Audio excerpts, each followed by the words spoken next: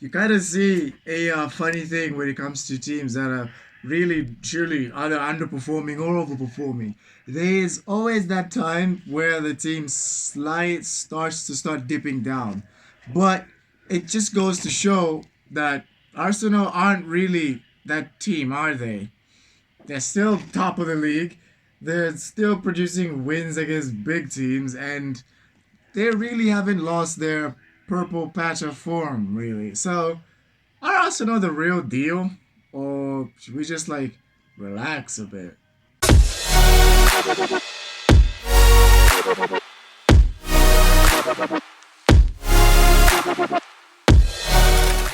Arsenal are a team that have statistically done better when they're not counted on or they're not put as the favorites, just like their invincible season, which is ironically the last time they won the Premier League. No one really considered them title challengers. I don't think anyone did because Arsene Wenger was just new to the job. Sort of, yes, he'd be there. He'd be there. He was there a couple of years, but he was relatively new when it came to like having to go on a title charge. It's been in their top four finishes. They just statistically did well in the Champions League, but they weren't really counted as one of the big boys because everyone just expected Manchester United to come win it because it was a fierce title race from start to finish, and what led to maybe one of the best Premier League seasons by a club ever. They were and they were never, like I said, considered a top tier team or a team that should be feared and be called a title winning team. And they showed that by going the whole league season unbeaten and winning the Premier League.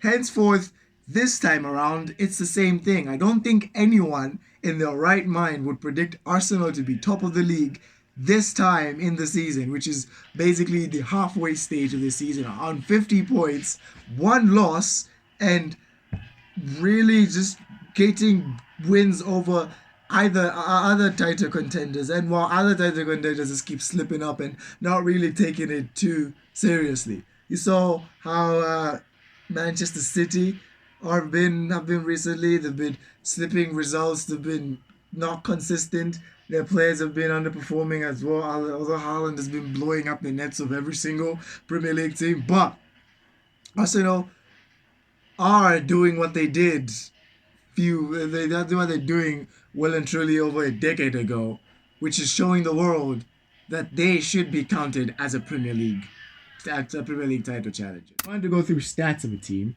you want to first kind of see how the other stats line up with other teams around them. Arsenal are on 50 points, like I referred to, and are statistically one of the best teams in the Premier League, other than Newcastle, who have kind of changed the whole uh, facade almost. They have quickly transformed from a relegation threatened team to a hopeful top six or even top four finish, which is an achievement that is only bettered by Arsenal's top place finish due to the fact that players like Ben White, Thomas Partey, Granit Xhaka, Gabriel Martinelli, Gabriel Jesus, Gabriel Tomiyasu, and of course the shithouser of this Arsenal team, Aaron Ramsdale, were considered to be mid players at best, especially Ramsdale, who has already had two relegations on his CV and picked up the ball the last time he was in the Premier League more than 50 odd times, okay, and was seen as a very big gamble, to just put it in light terms, a very big gamble. Never expect a team or a player that has been relegated more times than any player in the starting 11 of Arsenal already to, and be a goalkeeper for that matter, to perform well. And it looks like this season is a season for relegated goalkeepers to shine in the Premier League, as his England teammate Nick Pope is also doing what is seen to be impossible. A relegated keeper being top there with one of the best defense in the league, only conceding 11 when last season he conceded 53 goals, and by this stage he already conceded well and truly over 30 goals last season. He has shown that, together with Ramsdale, that you don't really have to judge a book by its cover. The way a club treats you can be different as well, as we've seen with Gabriel Jesus. Gabriel has been seen as a fringe player for the past 4 years at Manchester City, a player that is never going to be a regular starter, never going to play in his natural number 9 position, and he's always going to be put in different other positions. Although he showed that he can still perform. I mean, over 50 goals in close to 100 Premier League starts for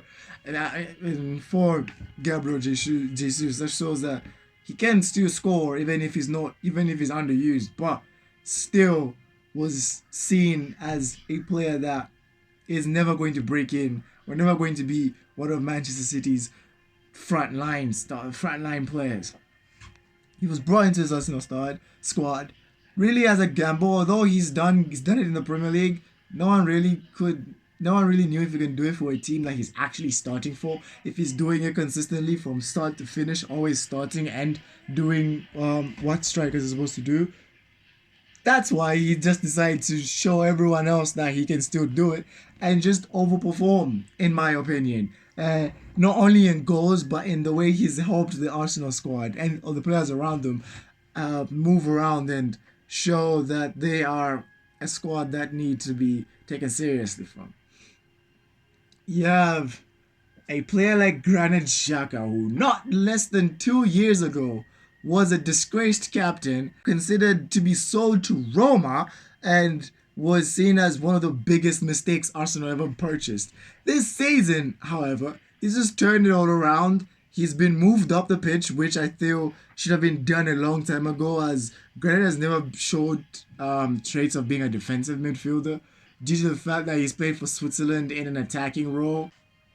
Showed his class, showed his worth, that he can still do it. The guy has got goals this season. He's probably equaled the amount of goals he scored last season. And really and truly, like, who can catch Arsenal?